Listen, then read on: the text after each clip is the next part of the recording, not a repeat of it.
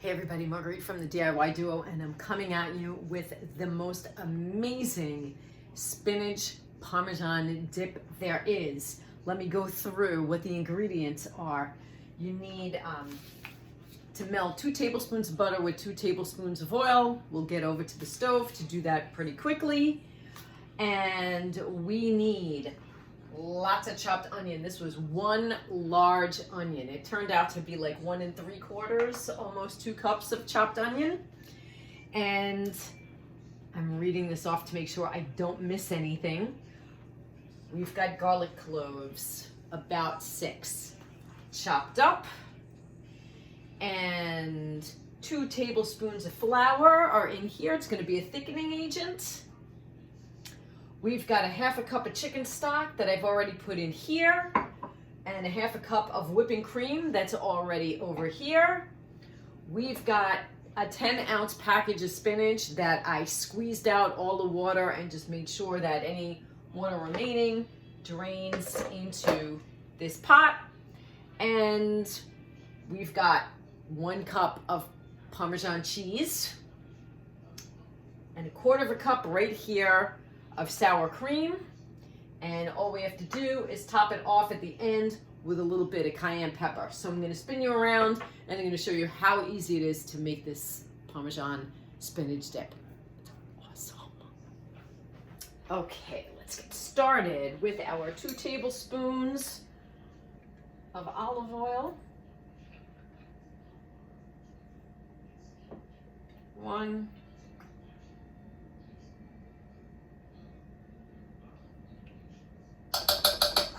2,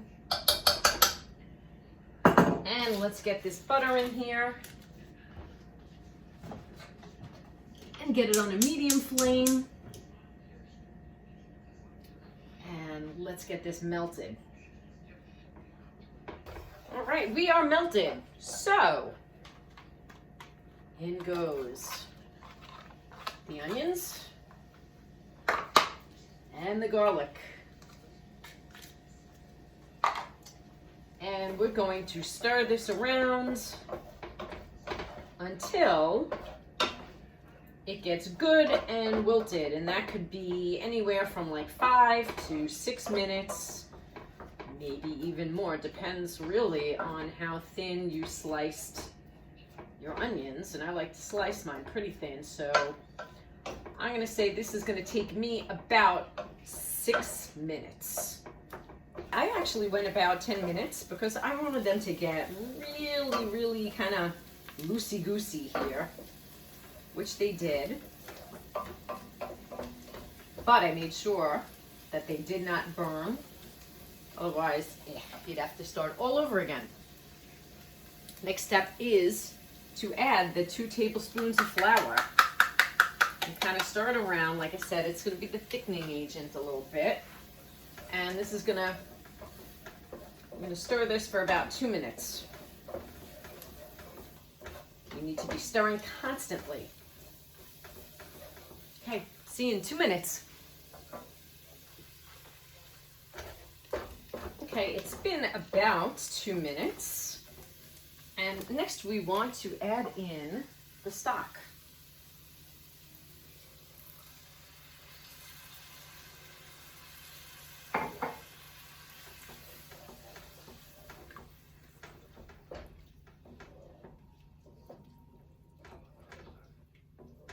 Okay, now we want to add in the cream.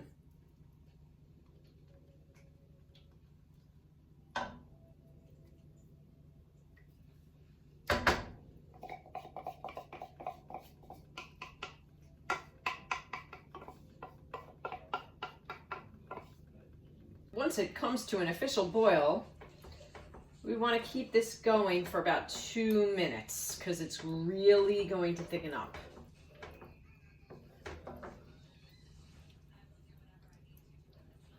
And I think you can see, yes, you can see. So it hasn't thickened up enough yet.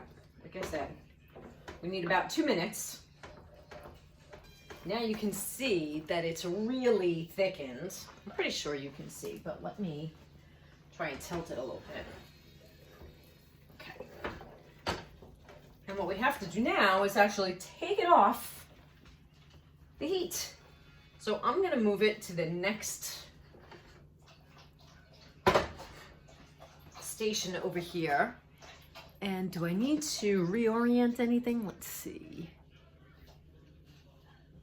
Okay, and now we start to add what's remaining. So we need to add in our spinach. Again, make sure that you've drained the spinach and you've squeezed all the water out that you possibly can, because you don't want this to be a watery dip. You want it to be a creamy dip. Okay. Let's mix that in. We'll do this in stages. All right.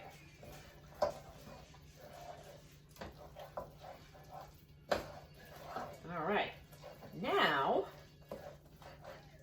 let's add in the cheese.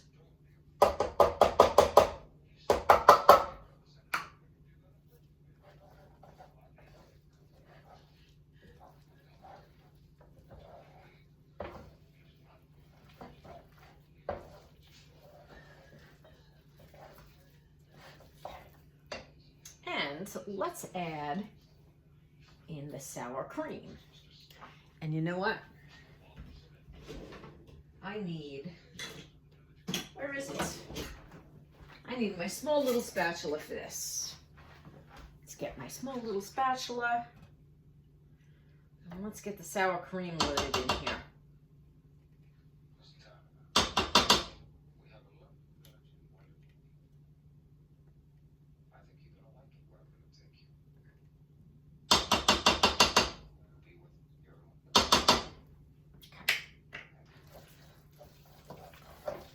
Make sure you mix it well.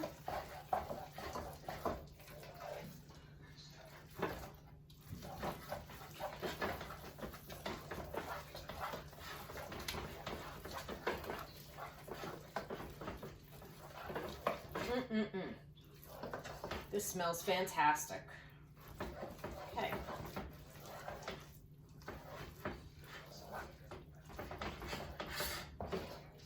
Now we add a little kick to it with the cayenne pepper.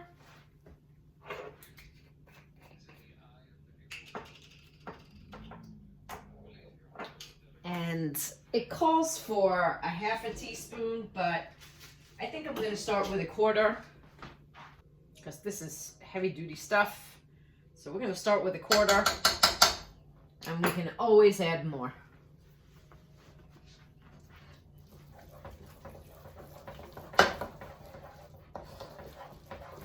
And that's it, folks. It's really done. At this point, you just want to add more seasoning to taste. But this is it. I'm going to give it a taste for us again. We don't want it to be too salty. There's enough salt from the cheese. Yum.